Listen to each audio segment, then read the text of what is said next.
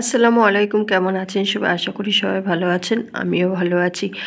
আর ভিডিওটা শুরু করছি সকাল থেকে। এদিকে চা করে খেয়ে নিয়েছি আর যেতে হবে ফৌজিবাবুর ক্যাম্পে। কোয়ার্টারে এসেছি প্রায় 1 মাস হয়ে গেল। সব কিছু গুছিয়ে ঠিকঠাক করে আমি ভিডিওগুলো এডিট করতে পারিনি বা ছাড়তেও পারিনি। একে একে এবার সব ভিডিওগুলো আমি ছাড়বো। এখন যাচ্ছি বড়মশাইয়ের ক্যাম্পের অনুষ্ঠানে। কেননা ছুটিতে আছি, ভেবেছিলাম যাব না, কিন্তু বারবার ক্যাম্প থেকে ফোন করা হচ্ছে যে আসতেই হবে। আর সেরকম ফ্যামিলি মেম্বার আসেনি তখন, এখন তো অনেকজনা এসছে। আর গাড়ি পাঠিয়ে দিল, আমরা 3 জনা রেডি হয়ে গেলাম। আর দিদিও নিয়ে গেল বাচ্চাকে, আর আমার সাথে নুবাইতে গেল। আর এক বড় দিদি ছিল, সে বাচ্চাদের নিয়ে যায়নি, তারগুলো বড় হয়ে গেছে, সেই জন্য যায়নি। আর ওখানে গিয়ে কিছুক্ষণ বসে ওয়েট করার পরে ম্যাম আসলো। এই যে সবুজ কালার জামাটা পরে যাচ্ছে, ইনি হলো আমাদের মানে হেড অফিসারের ওয়াইফ। আর পুজোটা হলো ওনার নিয়মে, মানে সাউথে যেরকম পুজো হয় সেই নিয়মের পুজো হলো। আর ফার্স্ট টাইম দেখলাম সাউথের পুজো। ম্যামটার সাথে পরিচয় হয়ে দেখলাম ম্যামটা ভীষণ ভালো, পুরো সাদা মাটা।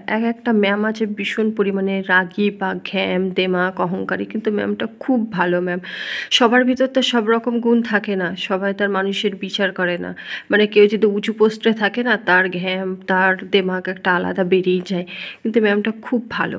অনেক গল্প করার পরে চলে এসেছি কোয়ার্টারে, মানে আবার দুপুরে খাওয়া দাওয়া করে যাব একটু বাজারে। সব কিছু তার বাড়ির থেকে নিয়ে আসতে পারলাম না, যেগুলো খুব প্রয়োজন সেইগুলোই নিয়ে এসেছি। আমাদের ফৌজিদের এই একটাই সমস্যা, এখানে কিছুদিন থাকো, সেখানে সব কিছু কিনে গুছিয়ে রেখে আবার কিছু কিছু জিনিস বিক্রি করে দিয়ে আবার চলে যেতে হয়। এটাই তো আমাদের জীবন। আমরা দুপুরে খাওয়া দাওয়া করে নিয়ে এই বেরিয়ে পড়েছি বাজারে। আর যেতে যেতে রাস্তায় যখন আশেপাশে কিছু কিছু বসতি আছে, মানে খুব পাতলা তো বসতি, কিন্তু মানুষগুলো কেমনভাবে কত কষ্টভাবে জীবনযাপন করছে, আমরা তার থেকে কত ভালোভাবে কত সুন্দর জায়গায় বাস করছি। যে মানুষ চাষবাস করে খাবে, তাও এখানে সেই ভালো পজিশান নেই। করতে গেলে শুধু গম চাষ করতে হবে, আর আদার্স কিছুই নেই। হয়তো চাষবাস হয় অন্য সাইডে, কিন্তু এখানে যেখানে আছি আমরা, সেখানে তো শুধু মাটিগুলো সব পাথর, আর মাটির চিহ্ন পাওয়া যাবে না, শুধু পাথর।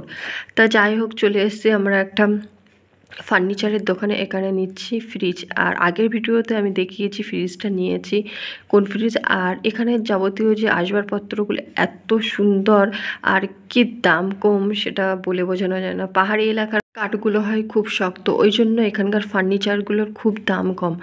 আর ফ্রিজটা আমাদের নেওয়া হয়ে গেল, ফ্রিজটা রেখে দিয়ে আমরা যাচ্ছি এবারে একটু বাজারে। আর সবথেকে বড় সমস্যা এখানে এসে হচ্ছে, সেটা হলো চাল। আমরা 2 রকম চাল খুঁজে পাচ্ছি। 2 রকমই হলো বিরিয়ানির চাল, এক হলো বিরিয়ানির চাল আর এক হলো গোবিন্দভোগ চাল। যেটা আমাদের খুব সমস্যা হচ্ছে খাওয়া দাওয়া করতে। মানে সবজির সাথে কি বিরিয়ানির চাল ভালো লাগে? আর এই যে বাজারঘাট, আমাদের ওইদিকে যেমন কত সুন্দর বাজারঘাট, আর এইদিকের বাজারঘাটগুলো এখানকার মানুষ তাতেই শান্তি। বাজারে দেখলাম একটা স্টিলের দোকান আছে, ওখানে চলে গেলাম। এটাই হলো বড় দোকান, যে যাবতীয় জিনিসপত্র এই দোকানটার ভিতরে আছে। আর নেব একটা হলো ডিশ, যেটা বিরিয়ানি করার জন্য বা পোলাও করার জন্য আমার কাছে সেই বার্তনটা নেই, বাড়ির থেকে নিয়ে আসে উনি। ওখান থেকে আমার একটা ডিশ নিয়ে নিলাম। আর জিনিসপত্রগুলো খুব সুন্দর। ওখান থেকে বার হয়ে এসছি মিষ্টির দোকানে। আর এখানকার মিষ্টিগুলো সম্পূর্ণ আলাদা। এখানে মিষ্টিগুলো কেজি হিসেবে পাওয়া যায়, আপনার পিস হিসেবে নয়। আর একটু মিষ্টি দিল, টেস্ট করে দেখলাম। আমাদের ওই দিকের মতো মিষ্টিগুলো নয়, পুরো সম্পূর্ণ আলাদা। সবগুলো যেন কেমন শক্ত শক্ত, আর খেতে গেলে যেন গলায় বাঁধা বাঁধা মতো হয়, এরকম ধরনের মিষ্টি, টাইট টাইট মিষ্টিগুলো। মানে রসগোল্লা বা পান্তুয়া সেরকম কিছুই পাওয়া যায় না এদিকে। তো ওইদিকে মিষ্টি নেওয়া হয়ে গেল। আর নিয়ে নিচ্ছি কলা। আর এখানে কলা মানে কেজি হিসেবে বিক্রি হয়, পিস হিসাবে নয়।